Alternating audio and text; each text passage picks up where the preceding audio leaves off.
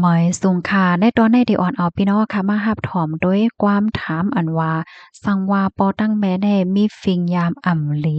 ลูกล่างอ่ำตอบกงบนในจ่องพิษคานะคะมีนางก่อนหนึ่งเนาะเขาในก็ลัดเนความในอกในใจเขามาหมังปอกอห้องไห้ป้าให้แหน่เนาะเขาลัดในว่าเขาในเนี่ยก็เลยก่อเหตุการณ์ต่างทีต่างเมืองนั่นน่ะเนาะคัดใจเหตุการณ์อยู่กูว่านเพราะว่าเหตุการณ์ยาวก็คัดใจเก็บหอมตอมจุงเงินตวงค่ะเงินที่อันเก็บมาในใครไลสังก็อำหัดซื้อเด้ๆค่ะเนาะใครกินหังก็อำหัดกินเด้ๆก็เพราะว่าโลเก็บหอมตอมจุงเงินตวงไว้เหี่ยวก็ส่งปันดีเฮิรนเฮ็ดจังไหนออมก้นดีเฮิรนค่ะเนาะอธิกรรมมันได้ก็เป็นแม่ไหนเพราะว่าสืบฟ้นมาเมินไหลเนี่ยก็ขอความอันว่าลูกยิ่งเป็นหือพ่องจองอยู่ลีกินหวานห้า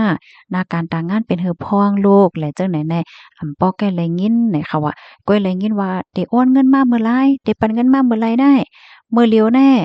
กาปาดข้าวก็โหลปันกาซ้อมหน้าก็โหลปันกานั่นก็โหลปันกานี่ก็โหลปันเห็นแหน่เพราะว่าลูกล่างปันเงินร้อยปันเงินเนี่ยก็เตหน้าโตหน้างอลาดปิดลาดปอดใครลาดต่อใจจ้าใจลำกว่าเฮ็ดจังไหนก็มีแหน่ค่ะเนาะกำแน่เพราะว่าลูกยิ่งค่ะเนาะโอนเงินปันร้อยเงินปันยาวไหน ข้าวยามผ่านป่นกว่า2-3เลิน4-5เลินก็ย้อนมาแทงเหย้าให้แหน่เนาะพอย้อนมาแทงก็นั่นน่ะป้อมปันก็ไล่หน้าโตหน้างอใจจ้าใจล้ำปองๆท่าๆลุกโฮกุมโฮมนเฮ็ดจังไหนเงินในมันป้องว่าร้อยปันกาหือโอนปันกาหือก็มันมีเลยค่ะเนาะย้อนมาเฮ็ดในลงอยู่ติ๊กๆแหนนางยิงก็ในก็ลาดว่าอายุอาสาก็ซำบ่ใหญ่ยาวเงินเก็บก็มีกลุ่มส่งปันดั้งเฮิรนอยู่ ติ๊กๆนั่นค่ะนะเนาะตั้งเฮิรนก็ซ้ำมีลองเก็บหอมตอมจูงเงินปันให้แหน่ฮู้ว่าเอาเงินกว่าจ่ายตีไหลตั้งไหลติ๊กๆให้แหน่เนาะบอกว่าพอหันหน้าก็เงินพอสืบฟ้อนมาเลยยินเสียงก็เงินจังไหนละหลายก้อยให้แหน่กำในมะนางก็มีความถามว่าป้อวันหนึ่งมาขาดได้ตัดขาดแพดลองกับสืบพอเขาสืบฟ้อนมาก็ได้อำหับฟ้อนเหย้าก็เต็มติดต่อกับสืบเหย้าจองเตจองเตป้าเซียนหมายอันว่าเป็นลูกโฮกงโฮหมอนคาห้าเนี่ยมานั่งเนี่ยก็มีความถามมาเนี่ยค่ะเนาะข้าเฮาไหลถ่อมไหลยินจังไหนก็เป็นแจมลีจ้อมค่ะนะแลก้นที่อันลัดมาเงาลายจังไหนแน่ใจเลยว่าก็หลิวก้วยค่ะเนาะมีเป็นอะไรก็ค่ะมันก็ในสมห้องไห้ให้ไหนคะนี่นะเห็นแลแทงก้อหนึงในลัดแน่ๆเป็นสำว่าเด็กกว่าเหตุการณ์อีหังก็ยาวค่ะว่านะแม่เขาแน่เลยสนใจว่า ลูกลางนั่นก่อเหตุการณ์อีสังมันผิดปักเปิงหาผิดศีลผิดธรรมผิดหางหาเขาก็บ่เลยสนใจเพราะว่าไรเงินมาก็เกี่ยวหน้ายาวจังเนี้ยไรเงินมาเพราะว่าไรเงินมาซื้อกินซื้อจ่ายเนี่ยก็เขาก็บ่ได้สนใจว่าลูกเขาในได้ก่อเหตุการณ์อีสังเนี่ยเนาะตัวอย่างเปิงแต๊กมันกว่าเหตุการณ์ที่มันแม่นเจ้าหมายมี5สังหารเนี่ยจังได๋เขาก็ว่าห้ามลูกลางเฮ็ดจังไหนก็มีเนี่ยค่ะมาก้อนให้ซ้ำปลายใจลูกล่างกว่าเฮ็ดลูกกวนด้วยโลล้วนลูกยิ่งเฮิรนเปิ้นให้เปิ้นก็เฮ็ดในลูกก็เฮ็ดจังนั้นแหละแนะนำบัดลูกก็เฮ็ดจังไดก็มีเนี่ยค่ะว่าเนาะเฮาค่ะมาถ่อมตัวอีกหนึ่งเมื่อวานในข่าวเนี่ยก็ไล่หาด้วยข้อมูลค่ะเนาะเขาก็ลาดว่า ลูกล่างหลีอันว่าในมันก็โหลงยาปอแม่ตีหลีมันโหลเลยหลีต่อหลีนั่นค่ะน่ะเนาะซันเจิ้นหนังว่าย่าปอแม่ดีอันอำหลีมีปลายวนลองเฮ็ดตั้งสางดีอำหลีแหน่ลูกล่างอำหลีต่ออำตอบกงม้นว่าจังหวะจังไหนก็มันก็อำสอนว่าพิษเฮ็ดจังไหนออกก็เพราะว่าในเมืองก้นคงกลางลงในมันก็มีเขาห้องว่านาติปนพรทางไผทางมันน่ะค่ะนะนาติปนพรปอแม่ตีหลีในเนาะ ป้อเขาเอาตั้งปักเปิงหมายมีว่าป้อว่าไหนจึงสังเจ้าหนังว่าเกิดลูกม้าเหย้าไหนเดแลเลี้ยงหลูลุ่มล่าอำว่าได้เป็นอาหาราตั้งกินที่อยู่ด้านเซาในเดแลเอาปนพรหลูหลอมลุ่มล่าด้วยถึงต่อลูกล่างตัวเจ้าเก่าป้อก็ใหญ่ต่อถึงอายุมอก20ปีเนี่ยค่ะปยกที่2ค่ะปันป้ายปิงหยาอันนี้เป็นนาติปนพรของก็เป็นปอแม่เหย้าเนี่ยค่ะเนาะ ใจเลยว่าเกิดลูกมาเหย้าก็ปล่อยเปิ้นปล่อยแปดว่าสังว่าให้ในนั้นค่ะน่ะเนาะปอแม่ติหลีอันว่าในเขาได้ว่นของสร้างหาตื้อตั้งให้ลูกตัวเจ้าเก่าไล่คืนเฮียนในค่ะเนาะเฮียนเหย้าถึงจั้นจอมจั้นสูงลงว่าในเซตาเขาก็ได้คัดจ่ายให้ลูกเขาในเลยเฮียนต่อถึง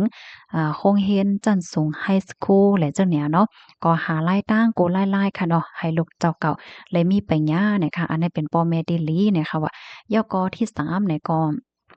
พ่อแม่ติหลีในได้สั่งสอนปันลูกล่างตัวเจ้าเก่าเนี่ยค่ะอ้อลูกตัวเจ้าเก่าเกิดมาเย้าค่ะเนาะสอนปันให้ลูกหมอว่นหมอสอนมีลองตั้งแหย่งแงมีปักมีเปิงหมออยู่หมอเศร้าในตรงวงก้นฮู้ว่าอันไรลีเฮ็ดอันไรอำลีเฮ็ดอันว่าในพ่อแม่มีหน้าที่ปนพรสอนเนี่ยค่ะเนาะใจเลยว่าเกิดหลวนมาเย้าก็ปล่อยปื้นปล่อยเป็ดเอ็กอักน้องลาๆป้องๆ เฮ็ดให้มันใจปอแม่ดีหลีนั่นขณะปะวางมากก่อนเนาะกำในมาแทงอันหนึ่งเนี่ยค่ะเนาะปอแม่ในมีหน้าที่ปนพรลาดปันสอนปันลูกล่างตัวเจ้าเก่าลีลีจะเลยว่าลาวาป้อเขียมจังไหนแน่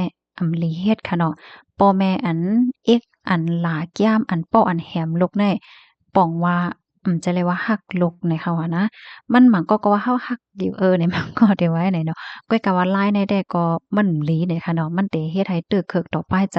ลูกโตเจ้าเก่าข้าวยาวไหนพี่น้องค่ะจองฟังด้วยลูกอ่อนตีอันแก่ย่าปองย่าเหี่ยมเมื่อก็เล็กแห้งหนาในเพราะว่าก็ใหญ่มากในจังไปเส้นตั้งพิษค่ะนะย้อนเพราะว่าเขาเตอป้ายใจค่ะเนาะมันตุ้มเตอป้ายใจหลวนในลูกเอาลองโอนโน่นปันเขาในเนาะเขาก็ได้เป็นก้นหลีนั่นค่ะนะก็ใหญ่มากก็เป็นก้นหลีเฮ็ดจังไหนค่ะอ้อ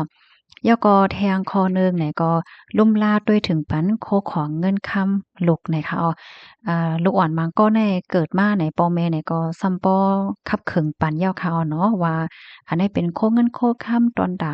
ลูกย่อก็ตอนตาเส้นตั้งอนาการลูกได้เป็นคือเป็นหาไหนเปิ้นไหนก็มีรองขับขึงปันไหนค่ะอันนี้เป็นหน้าที่ปนพรของปอแม่ไหนค่ะกำในเฮาคาซ้ำมาด้วยแทงในตอนของตรงวงก้นเฮ็ดจังไหนเนาะปอแม่ในเตเลยเป็นปื้นตีหลอดเพตอนตาลูกค่ะอธิกามันในเด็กก็เป็นแม่ค่ะเนาะย้อนเพราะว่าลูกล่างไหนก็เด็กเข้าหาแม่น้ำเฮ็ดจังเนี้ยนะความอังกฤษเขาฮ้องว่าเซฟโซนเนี่ยค่ะเนาะความใต้เฮาได้ก็เลยว่าเป็นปื้นตีหลอดเพนั่นค่ะนะเพิ่นอันว่าในเป็นปื้นตีโอนอกโอนใจปื้นตีหลอดเพมานั่งมังปองมังได้ลูกล่างค่ะเนาะกว่าขึ้นเฮียนมากว่าย่าอ้อยก็อ้อยเซอันป้อหลีห้าบางก็กว่าเหตุการณ์ค่ะเนาะมีร้องข้องคำที่เหตุการณ์ห้านั้นก็มีการมีงานเฮ็ดห้าปองมาอยู่หออยู่เฮิรนไหนก็พ่อแม่เนี่ยค่ะลีปันลองโอนจ่ายปันแห้งจ่ายลูกตัวเจ้าเก่าลาดปันแห้งจ่ายปันลองโอนอกโอนใจเฮ็ดไหนค่ะเนาะใจว่าบางป้องบางไรแน่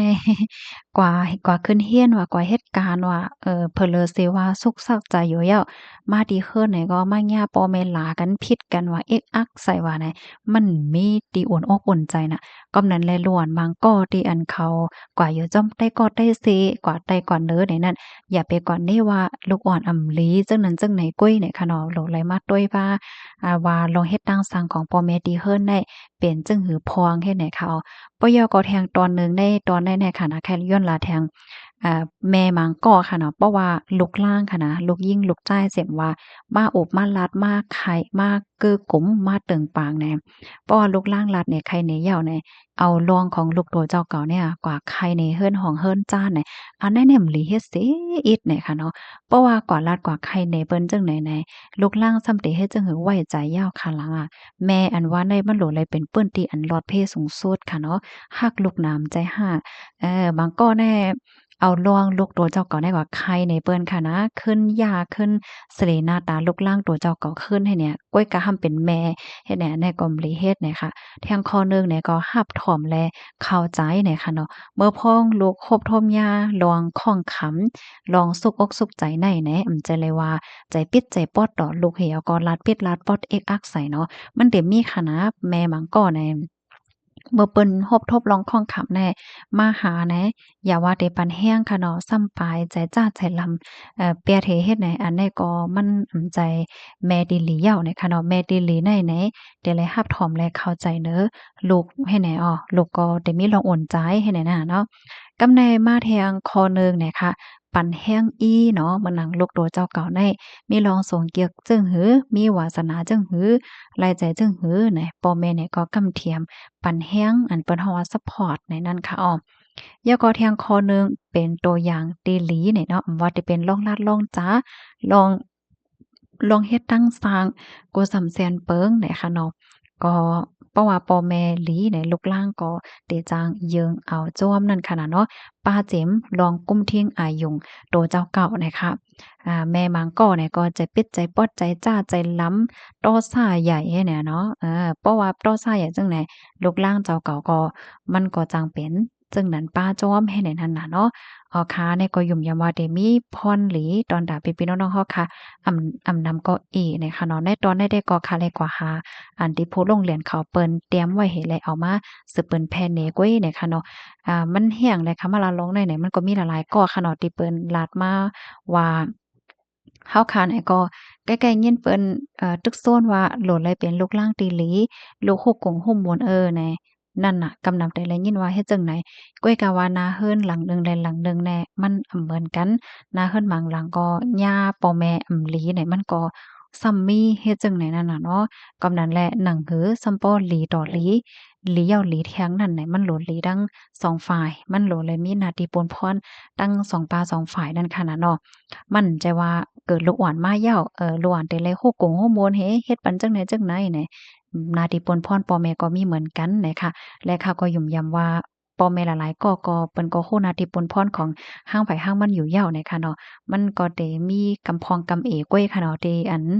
หลีต่อลูกล่างตัวเจ้าเก่าในเฮ็ดจังไหนนะพี่น้องค่ะรับถอมเยาหันเถินซึ่งหือพองค่ะก็ปันตั้งหันถึงมาหลายค่ะเนาะใครเพิ่มเติมข้อมูลหาปันตังนั้นก็ปันตั้งหันถึงปันตั้งใครใจซึ่งหือก็เตรียมมาเลยอยู่เนี่ยค่ะเนาะนาหอต่อเฮิรนอันว่าในลำลงเลยลงอย่าได้เด้ค่ะอ้อเคอไหลวานไหลเมืองไหลเสมว่าเนี่ยค่ะเพราะว่านาหอต่อเฮิรนมีลองโอนใจใน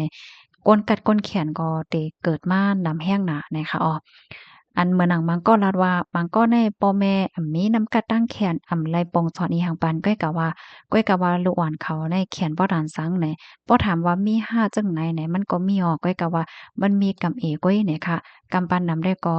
ลองอันลูกมาตีลองอ่อนอกปนใจ